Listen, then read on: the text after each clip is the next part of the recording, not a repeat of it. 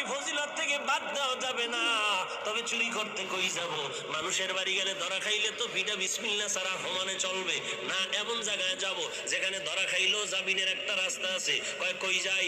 গুনতে গুনতে খবর নিয়ে দেখে গতকাল রাত, আগামীকালকে ঈদের দিন, আমার মামা সুন্দর একটা গরু কিনে ফেলাইছে। আজকের রাত্রেবেলা, ভোর রাত্রে বান্দা দৌড়াইতেছে মামার বাড়ি। গরুটা নিয়ে যখন যায়, মসজিদের ইমাম সাহেবের সাথে মোলাকাত হয়ে গেল। ইমাম সাহেব উঠছে ফজরের আগে, তাহাজ্জুদ পড়বে। হঠাৎ দেখে ওই এলাকার বান্দা, গরিব মানুষ, গরু নিয়ে যায়। কই যাও? বলে হুজুর দোয়া করেন, দেখা হয়ে গেছে, দোয়া চাওয়ার সময় পাইতাম না, যখন পাইয়ে গেলাম দোয়া করেন। কি বলে? দোয়া করবেন, এই গরু কোরবানি দেবো ইনশাআল্লাহ।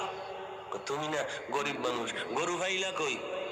পাইলাম কই, বড় রাত্রে আনছি। বুঝেন না? কই পাইলাম? কই পাইলা? কয় হুজুরে গরু আনছি মামার বাড়িতে। মামায় জানিনি? জানলে কি ভোর রাত্রে আইতাম নি? এরে আল্লাহর বান্দা, তুই কি জানো না চুরি করা হারাম? কয় হুজুর এই ফতুয়া তো আমরা বহু আগেই জানি, এই প্যাঁচ লাগাইবেন তাও জানি। তবে সমাধান মেনে নিলাম, সমাধান করে নিয়েছি।